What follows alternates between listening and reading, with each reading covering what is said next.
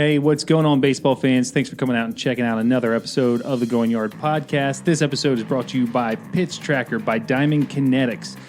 The Pitch Tracker is cutting-edge technology that brings science-based motion analytics to a first-of-its-kind smart baseball and softball. It has an easy-to-understand metrics and data and pitching analysis that gives you powerful information right at your fingertips. You got to check this out. It's fantastic. All the data that comes in it for your pitchers to use, to track them, to get better, to see the progress that they're making.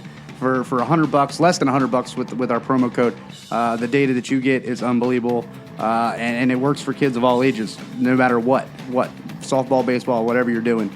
This is the future of the sport right here, honestly. Yeah, definitely saves you some money instead of paying for those expensive lessons out there. But you can just go to diamondkinetics.com and then enter the promo code GYP10 at checkout. You get 10% off. So not only you're saving money on all that expensive equipment that's out there, you're also saving money in the end with the promo code. So make sure you check that out. All right, let's get into this episode. Today, we talked to Eugene Bleecker, and it was awesome. He's from 108 Performance. Check him out on Instagram and online. This guy is from Long Island, New York, and he went and got a scholarship to play D2 baseball, play a little bit of college ball, then decided to move out to California to start coaching. And he just kind of goes from there. And today, he coaches MLB players, tons of them. A lot of the names you're going to recognize. But he talks to us about the MLB evaluations and how he creates better movements to create better feel for his players, how he analyzes game video to evaluate the MLB players out there. He had an awesome message to coaches of young players, which I really reached out because this is going to be my first year coaching with Tyler this year for fall baseball. But a lot of great things that he talks about, and he also wraps it up with talking about the purpose of writing his book. It was excellent, Tyler. It was excellent. It was great. Honestly, the one thing I really, really like is the evolution of him being a coach and where he started at and what he was talking about and what he was teaching to what he is today. Mm-hmm. And maybe some of the things are the same and you're just using different language, and maybe some of the things are different. But it's just, that's the neat part for me. I mean, I know I'm not the same coach I was 2 years ago, 5 years ago, 10 years ago. So for him to talk about it and him to dive into his book, I mean, and everything that he's doing with these other people that are involved in the game as well, fantastic stuff going on out there in Florida, where he's doing stuff, in Texas, in California. Honestly, I mean, for people who don't know what he's doing, they should check him out and find out more, buy the book, and read it, because there's so much information in it out there for players, parents, and coaches. And also, just to preface this interview, he was taking the call on the road. He was actually driving to Florida. He was on the last leg of his trip while he was talking to us. So there's a couple spots where it's a little patchy. We did the best we could to kind of edit it together, and hoping there wasn't too much that we missed. But all in all, it was a great interview. So enjoy it. We'll talk to you guys at the end of the show.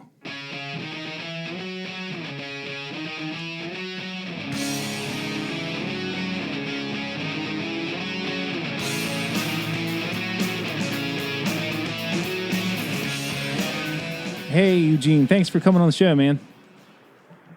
Thanks for having me on, guys. Happy to be here. Yeah, us too, man. We're looking forward to it. We're going to get a lot of information out for our listeners, so it's going to be great. Hey, Eugene, it's Tyler. Appreciate you taking time to do this. I've been looking forward to talking to you for a little while. I know you're very busy with everything you got going on and the new book and everything, so let's just dive right in a little bit and just talk a little bit about like your baseball story growing up and into high school, and what your playing days were like then, in the area you were growing up in. Oh, wow. Well, I'm originally from Long Island, New York, and, I grew up obsessed with the game. When I was 7 years old, my mom put me in, because my mom was going to law school at the time, and she put me in this camp, like Buckley Country Day School, I think it was called, and I hated it. And I came home the first day, and I said, I never want to sing and do arts and crafts ever again. And she said, well, what do you want to do? And I said, I want to play baseball. So we looked in the newspaper. We found New York Tech Baseball Academy, and I ended up spending, every summer, all 6 weeks, the next, 10 years going there. Had amazing coaches and instructors that were very, passionate about the game and super inspiring. And, just fell in love with it even more. So out of high school, I had a scholarship to go to Fordham University. Did well on my SATs. My GPA not so hot. Gallagher told me that he was going to do. I had a 2.7, and he told me if my grades dropped at all, that he was going to pull my scholarship. And like 3 months into spring semester, he called me on my bluff. I wasn't going to class, and my grades dropped. I was like a 2.6. And he called me one day and told me that I was not going to be able to get into the school. And that was extremely important and I think pivotal to happen to me. So I ended up going to a pre-draft workout for the Orioles down in Florida. And I ended up meeting a couple guys there that were going to Nova Southeastern.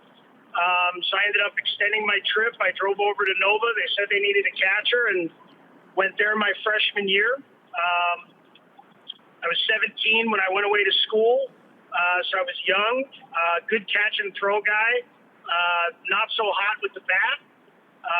Felt like I wasn't going to get a whole lot of playing time. They had a lot of super talented guys offensively, and we ended up with a transfer from Palm Beach Community that hit like 23 or 24 jacks or something the year before.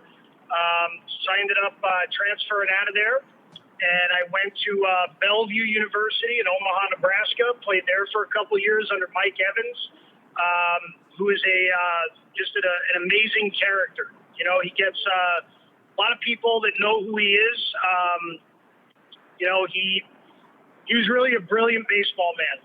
And when I look back, had I done a better job listening, I probably would have been an even better player. But sometimes when you're young and you put a lot of time and effort into information, when you hear stuff, that contradicts that, it's tough to listen to it. He used to tell me that I didn't swing with enough authority. I was busy. I was too busy trying to punch balls the other way. And he was trying to get me to pull the ball, and I had a huge impact on him. And just later, I think about him often and mind that he had for the game. It was really brilliant. And I ended up finishing up at Newman University in Wichita, Kansas. I played 2 years of summer ball for the El Dorado Broncos. Got hurt right before my senior season started.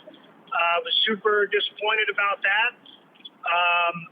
Ended up having a tough time with it and withdrew from classes, moved back to New York, trying to figure out what I was going to do. And I ended up taking off and moving out to California to try to keep it going and train and maybe sign a free agent contract if somebody'd like a 5'10" catcher that could, do a great job receiving pitches and calling games and throwing runners out, but, didn't really hit very much.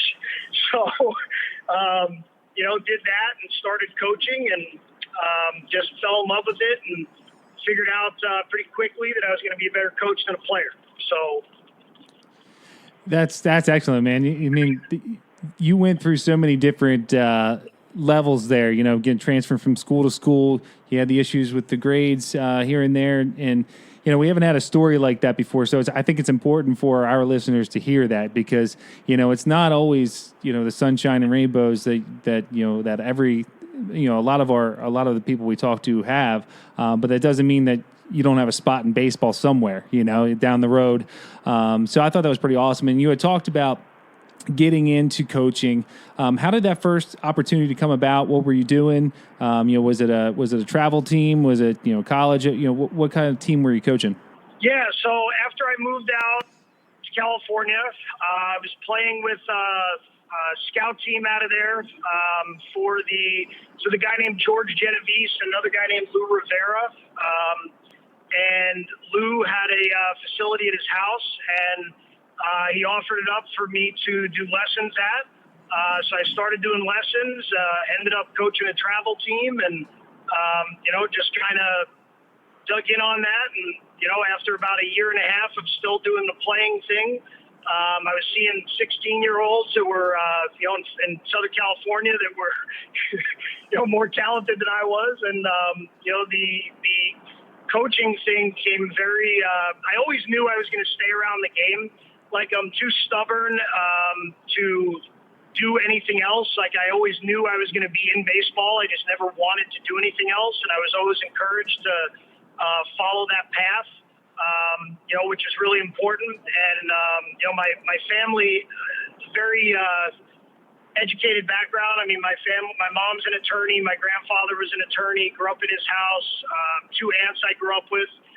One is a principal and the other one's the head of the health science and math department at a high school.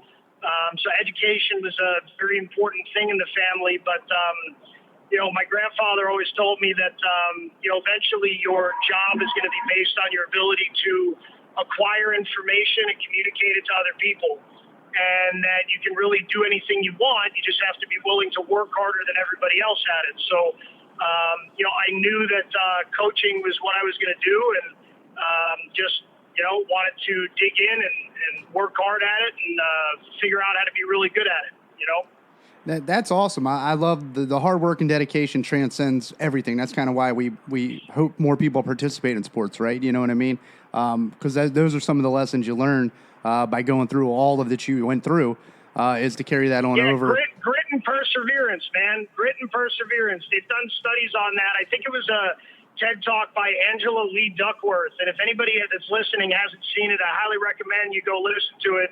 And, when they study what makes people successful in life, the reality is that there's a saying that there's nothing sadder than wasted talent. A lot of people are very talented or have gifts for things, but because they don't have to persevere through things because it comes easy to them, they end up wasting that talent. And when it gets tough, they give up. And then there's other people who become very successful that are not quite as talented, and they just had more grit and perseverance. And when you combine the two, I think that's really kind of like the magic recipe for success. You take somebody that has an affinity for something or a natural gift towards something in some area, and then they also have the grit and perseverance to figure out how to be really good at it and get through the tough times. That's where really I think a lot of success lies. And Charles Darwin, I was doing research on something. I ended up coming across something that Darwin said, and it was basically that aside from like fools, like the average man all had similar, intellect, right, or capability level. It's just a matter of work ethic. Like, are you willing to put in the time necessary to do what you want and figure out whatever it is? And one of the things I've always asked my players at the shop is, to answer three questions for themselves. What do they want, right? Identify that first. What is it going to cost you? Because everything in this world has a price. And, are you willing to pay that price? And actually, funny enough, I'm down here I'm on my way back to Orlando right now. And my buddy KD, Kevin Davidson, that runs Baseball Cloud, who's just a, brilliant and forward-thinking dude, showed me a 60 Minutes thing that he said, reminded him of me or of where some of this stuff is at that we talk about. And the 60 Minutes episode was basically on this guy that has no background in science whatsoever. Zero traditional education in the field of science. And when he started to see all the global warming stuff becoming a problem in the world, he wanted to solve it. And that's kind of like think about it. That's an awfully bold statement to make or a bold thing to say. So he ends up taking a trip to Walden Pond, right? And he goes out there for the weekend and he's staring out on the pond and looking at the trees, and it gets his mind turning. He ends up putting himself in a little warehouse in the middle of nowhere, and he basically spends the next 15 years of his life locked in there, like just trying to figure out how to, solve basically the energy crisis and pollution and all of those things. Now, again, zero traditional scientific background. Well, lo and behold, he's doing a 60 Minutes episode. His company is worth hundreds and hundreds of millions of dollars now. he has all these researchers from MIT and all these other places working for him, running all this stuff that he figured out. They have replacement for plastic that's biodegradable, for bags, utensils, energy, fuel. They have fuel that, you can, it's alcohol that you can use as fuel, but it's safe. You can drink it. They have a replacement for sugar. It's unbelievable. And the guy gave up his private life. But he was willing to make those sacrifices to put in the time to try to figure something out. And I think, that's everything in life. And it's such a good story. The determination will overcome a lot of things. You talked about the guys you're working with. Can you talk about for those who may not know 108 Performance and what you're doing there and how that all got started? Yeah, so we have two facilities. One is in Riverside, California. That was the first one that I opened at the end of 2014. Then we have another one in border Irvine and Tustin, California. And then we also partnered with a biomechanics lab called Movement First, which is about 10 minutes away in Newport Beach. We partnered with them to, run testing and research stuff about 2.5 years ago. And, just grinding away every day to figure out the whole player development thing. When I opened up the facility, I felt like I was ahead of where the game was going because I started digging into all this stuff a long time ago. Started digging into the mobility stuff and the slow motion analysis and getting Right View Pro and intent-based approach. And I started really getting in on that stuff around 2010 after I went to the ABCA. And, when I opened up 108, the goal was to challenge everything that I thought I knew and learned up to that point. And even though I felt like I was ahead, I knew that if I was coaching teams at the time, I gave those up. I was doing practices and lessons, and I gave all that up. And I wanted to put all of my time and effort onto really studying hitting and pitching specifically, and how to make hitters and pitchers better, how to really dig in on the player development. And it's been really an amazing kind of run. One of the biggest problems we have in the game right now, and this is why I wrote the book, is you have this old school sect, right, that wants to use a very traditional approach to what they learned and what they did and how they did it. And then you have all the new school stuff with the application of, data and technology and all these new machines and all this new stuff. And, the people want to argue about it. But the reality is that the truth is in the middle. All the old school stuff worked. It all worked. There was nothing wrong with any of it. The bottom line is that it just didn't work for everybody because if you tell 5 individuals the same thing, give them the same verbal cue or the same drill, you're going to get 5 different results movement-wise. They're not all going to create the same movement because we all learn and interpret information differently based on our degree of proprioception, based on past patterns that are already, within our movement profiles, and based on how we're put together. We're just going to interpret that information differently. So you can't expect that if you tell 5 guys to swing down, that they're all going to create the same plane as Freddie Freeman, who thinks to swing down. And, I think a big part of it has to do with developmental DNA. When you think about the guys that were told all that information, when were they told that information? Right? Probably not until they got to pro ball. Probably not until they developed good natural patterns already. And then when they were told those things, it helped give them the feel that they needed to be more direct to the baseball, to be more on plane with the baseball, to be shorter to the ball, whatever it was. But when you start telling a 7-year-old that, who's a more literal learner, right, and he's being told that his entire life, he's interpreting that information differently than somebody who already has really good patterns naturally built in and is just allowing those thoughts to influence their movements instead of completely alter them. Does that make sense? Yeah. Yeah, absolutely. Yeah, I had a question later in the down on my question list, similar to that, just about the things that kids are taught. You know, you taught some really bad habits when you're younger, and you know, not every kid is going to take the instruction the way that, you know, not every kid's going to need the same instruction, basically. And, you know, I was just going to talk to you about that, but you just opened up about it. I think that was perfect. But I did read, you've worked with a lot of MLB players as well, correct? I think I read like Jake Marisnick. I've worked with a bunch of guys. Yep. Yeah. Can you talk about some of the, just, you know, name drop a few of them here and talk about what I really want to know is like, what was the big thing that it was like the aha like moment for these players who they've been playing for years, and you get with them, and you know, I think I read with Jake that was just like all of a sudden he gets with you and he's hitting more home runs, he's lifting the ball more. What was that? What instruction did you give to help with this?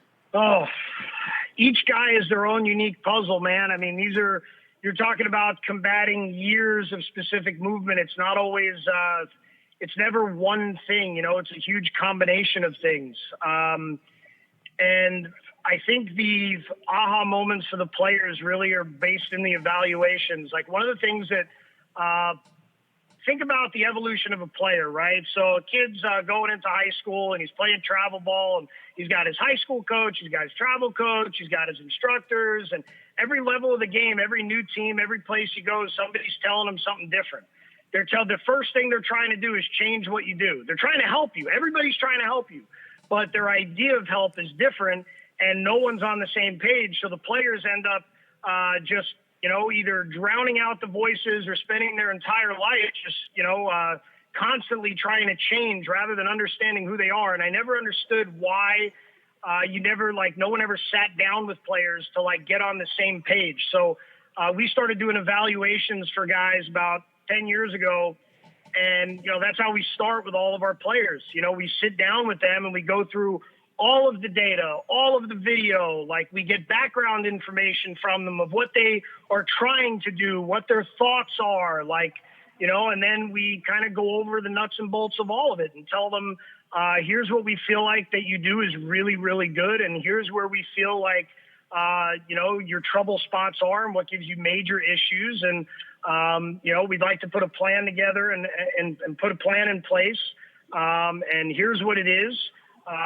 But the plan is never like it's not like just a series of drills, you know, like no 6 drills is just going to clean everybody up. That there's an evolution in that process. You're trying to get a guy to process information differently, to move differently. And you have to learn how that guy learns. You have to learn like how he moves in a training environment. You have to learn what things that you need to tell them to create that desired result. You know, and that's a process. You're spending the whole off season trying to learn a guy and create these patterns that are going to stick. You know, there's a big difference between motor performance and motor learning. Motor performance is what they're expected to do in the game. Motor learning is what their brain is now teaching their body to do differently. And, you know, like coaches have always talked about how, oh, well, the guy can do it in the cage and he can't do it in the game. That's because there's no staging in that process. You can't expect a guy to go off a tee or do movement work at stage 1, stage 2, and just go into a game and execute it right away. You have to learn the new roadmap, so to speak, right? And then you have to challenge it. When it fails, you have to go backwards. When it succeeds, you add new and more difficult challenges. It's easier to do it off a tee than it is a moving ball. It's easier to do off of soft toss than it is BP.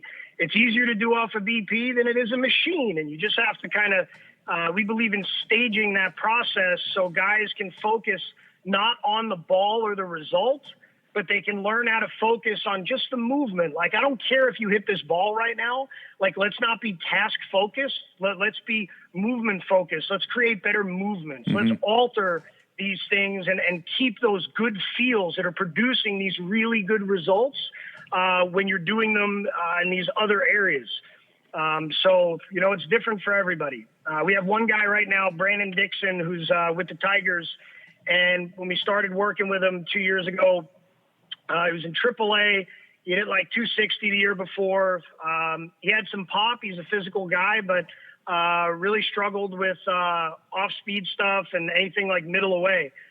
Could definitely turn on a ball in, but just couldn't hold his path. Basically, his direction was poor, right? So when you do an assessment on a guy like that, like you're looking at game video, okay? So in game video, at landing, he had no posture whatsoever. His body, like his spine was like upright. And his front side was opening up a lot into his landing. And he also has 65 degrees roughly of internal rotation available on his lead hip. So what all that boils down to is that he's going to spin off the ball. Like he has no ability to stop himself and create leverage against the ball with adjustability to the outer half. So, we worked on tightening him up. We worked on gaining some posture. We worked on creating better movements and better feels. And, like he goes back the next season and ended up hitting like 346, upped his OPS and slugging like 150 points each, got called up to the big league, spent the rest of the year there. And now he's with the Tigers, and he's hitting the middle of the order for, most of the season. He was really hot for quite a while. I think a couple of weeks ago, he was fourth in all of Major League Baseball on average exit velocities. So he's performing at a really high level. He's had a little bit of struggles as of late because that's what happens, man. Consistency in baseball is king, and it's very difficult. All your old habits always come back. That's why Ted Williams always said, I get 100 at-bats at my best, 100 at my worst, and I get paid for the 300 in between, Yep. It's an average, right? I mean, and one thing that I think that gets lost sometimes with some of the maybe younger coaches, travel coaches out there, is they just expect kids, you show up twice a week to practice, you go play your two games on Saturday, you show up on Sunday and play as long as you can. I mean, it takes more time and more dedication to make the type of adjustments you're talking about than those 2 or 3 days a week, maybe for an hour and a half to 2 hours at a time, right? I mean, these guys are putting work in every single day. Yeah, for sure. 100%. I think the other thing that gets lost at the youth levels is the fact that, like, because kids aren't playing every weekend, like, they're not playing, say, all the time. What you end up having happen is, sorry, I'm just trying to get on the right road right here. Oh, no problem.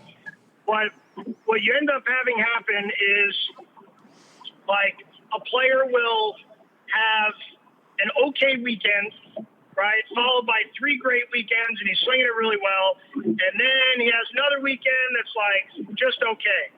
And then, am I on the right road? They have a couple, sorry. Yeah, I'm good. So they have like 2 bad weekends in a row, right? But their at-bats are not bad, right? They just got nothing to show for it. But it's been a month since they're playing every other weekend since they've like been really good. And they think they're like, oh my God, I got to change everything. Like, nothing's working. Like, meanwhile, like, big leaguers are playing, pro guys and college guys, you're playing way more games on a way more consistent basis. So, they realize that there's ups and downs to that. But the younger guys don't have that same understanding, right? They feel like if they don't hit 500 every weekend, that they got to change everything they're doing. Right. Now, I was curious about this because I know you wrote the book, Old School versus New School. For the young coach out there right now who, he's got a whole team of, let's just say, 10, 12-year-olds, what is some advice from you that you would give to a young coach on making sure that these players at such a young age are being taught the proper mechanics? What are a couple things at that level that you would say, hey, focus on this, not on this, and they'll be so much better off by the time they get to the high school level? Broad question. So you're talking about like movement-wise? Yeah, just different fundamental things that normally at that age they're not really focusing on too much because they might have that old school mentality of, hey, I was always taught to swing down, so or to stand a certain way. What are some things that you think would really help? Okay, first I would say focus on what the result being created is to guide the decisions that you're giving them. Like if a kid is thinking to swing down, but he's hitting everything on the ground in the games, that's bad, right? Like coaches need to recognize that, like Freddie Freeman, although he swings down and practices, he thinks to swing down and practices hitting low line drives to the opposite field. If you go on Fangraphs, if you're a coach listening to this right now and you go on Fangraphs and you type in like a 3-year stretch of Freddie Freeman and look at his spray chart, right? He's got like 15 balls on the ground in 3 years to the opposite field. Like he doesn't do that in games, guys. Like the reason he's so good at hitting to the opposite field is because when he hits the ball there, it's never on the ground. So if you're a coach that like tells everyone to hit the ball on the ground, what you need to realize is that the reason there's so much backlash on that is because although there are big leaguers and people who have been successful that think to do that, especially in BP, that is not the result they're creating in the game, guys, right? So if your dudes are hitting everything on the ground in games, like maybe you got to tell them to think to hit the ball in the air, Right. And I think understanding what in the air means is even more important. Like, look, hitting coaches that are any good that are talking about hitting the ball in the air are not telling everyone to hit the ball at a 45-degree launch angle at 70 miles an hour. Like a ball in the air to me is anything that gets to the outfield grass on a fly. I don't care if it's 7 degrees, 10 degrees, 12 degrees, that's a ball in the air. I just want it off the infield grass. Like I want just as much as everybody else. And I like fly balls too, so I think it's important to let the feedback in the games help guide the results. Now, when it comes to movement, this is a big one.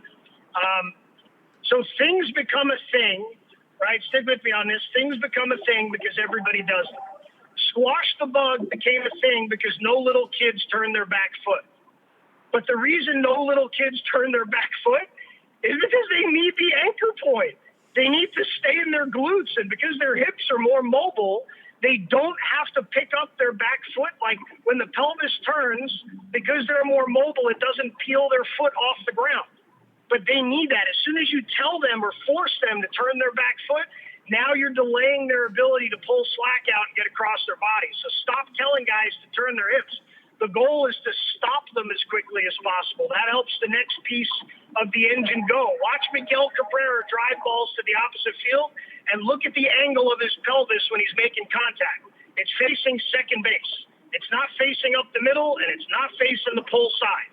And you'll see that with like all the great hitters, right? Their pelvis stops earlier than ever.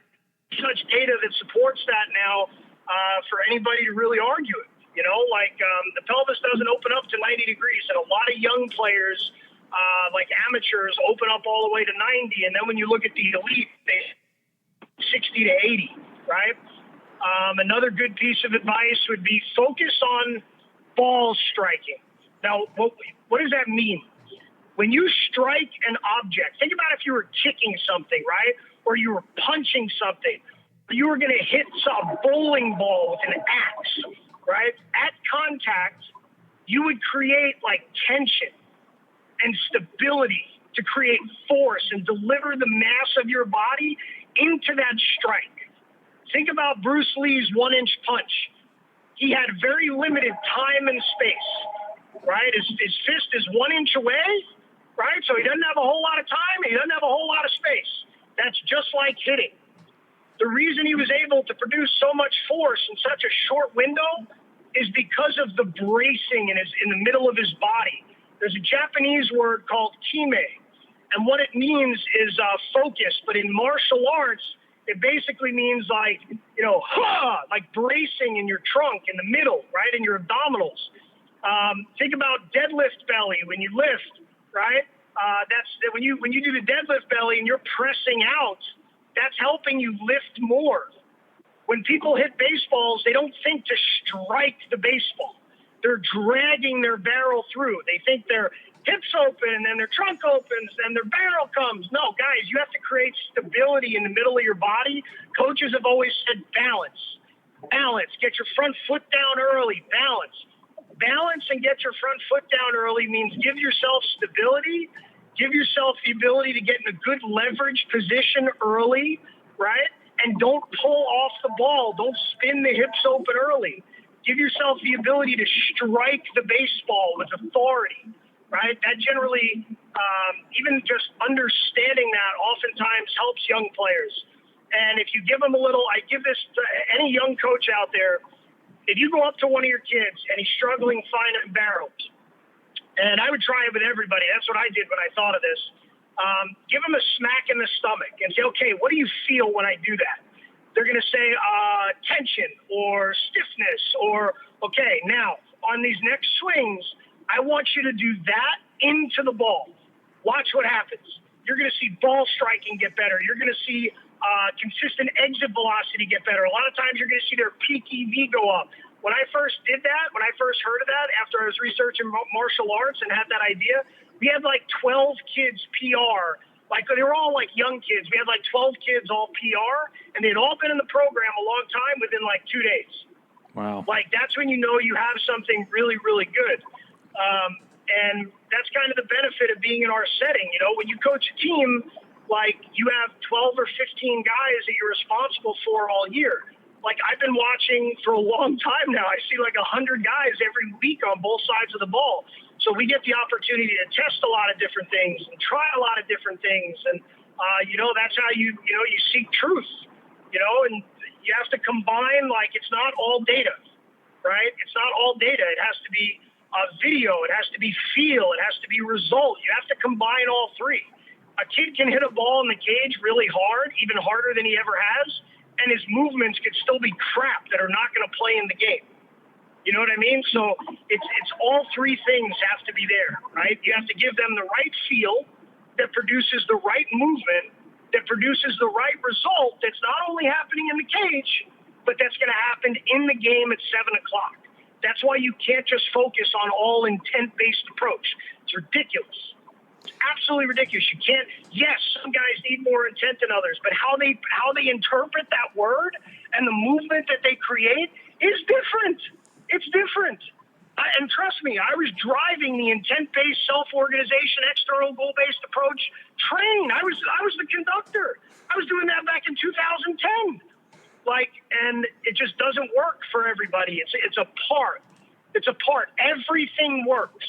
Everything also sucks. It just depends on who you're giving it to, when you're giving it to them, how they're understanding it.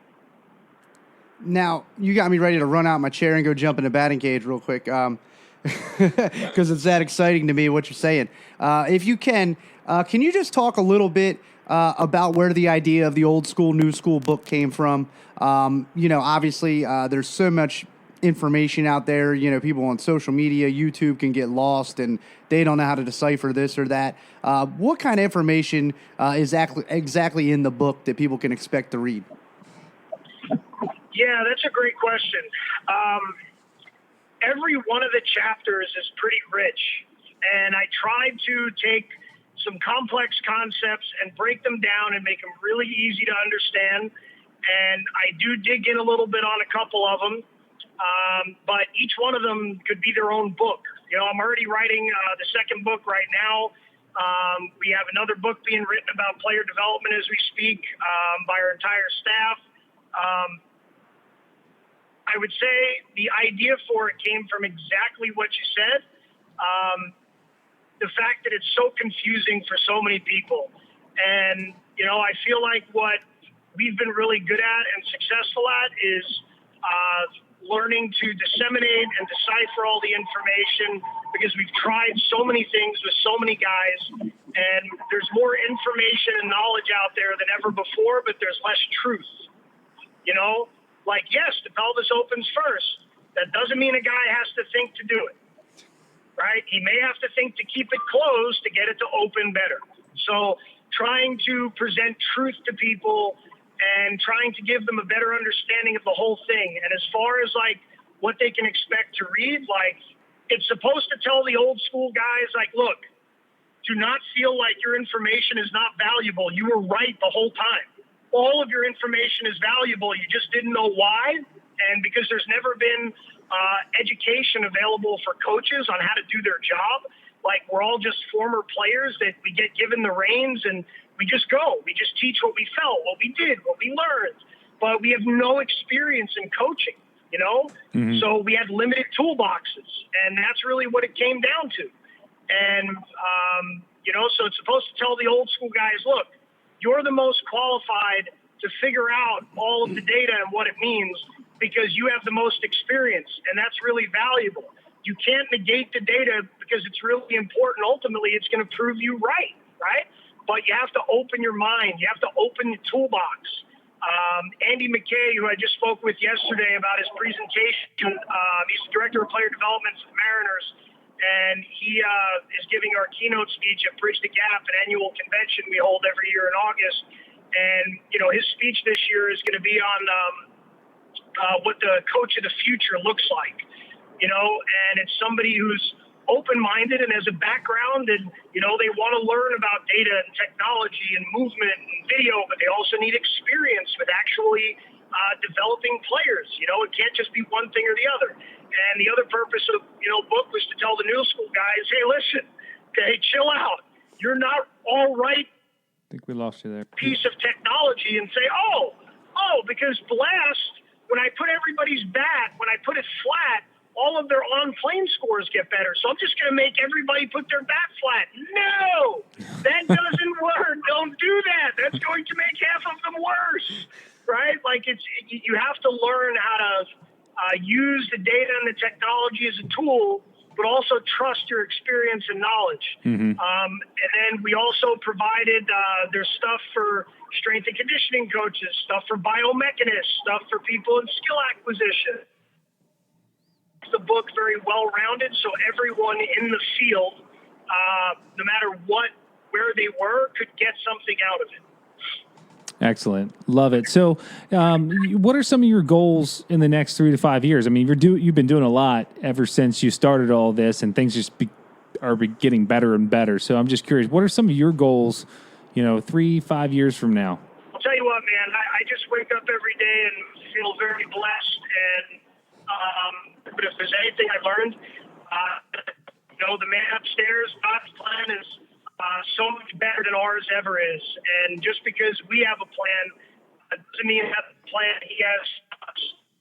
So you have to kind of trust that, and you have to realize that sometimes you hit speed bumps, and sometimes the plan that you put in place is not the right one. So he's got to put something else together for you. And I just want to continue to work really hard at doing what I love every day and impact the game as much as we can at 108. Catching information that we're losing you a little bit. You dropped Hello? off. Yeah, sorry about that. You dropped off a little bit. You were going in and out. We heard the I think majority of it. You were just going in and out. I just didn't know if you dropped off or not. No. Yeah, I was just saying that God's plan for us is always better than ours, and my goal is biggest goal is to keep doing our best to impact the game every day, and right now we're executing the next set of books, and we also have some development, some coaching online that we're working on that's going to be released in August, which will be like an online education portal for coaches. But aside from that, just working hard, get better, including ourselves. That sounds fantastic. Now, I just wanted to, as we wind down here, we got just a couple more questions. If there was any topics that we didn't bring up, I just wanted to kind of give you the floor to talk about anything you wanted to real quick before we get down here to the last 2 or 3 questions we got for you. No, man, fire away. Whatever you got. I'm here for you guys.